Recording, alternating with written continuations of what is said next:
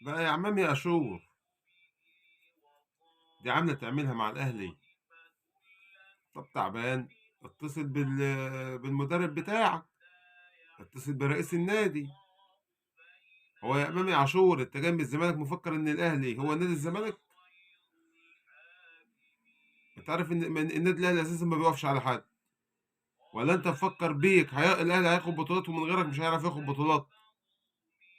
الاهلي بيعمل 100 مليون امام عاشور، و100 مليون زيزو، و100 مليون ابو تريكه، برغم ان ابو تريكه كان راجل محترم، والناس الباقيه ناس محترمه، بس اللي عامله تعملها. هو انت مفكر ان انت قاعد على الترعه هنا؟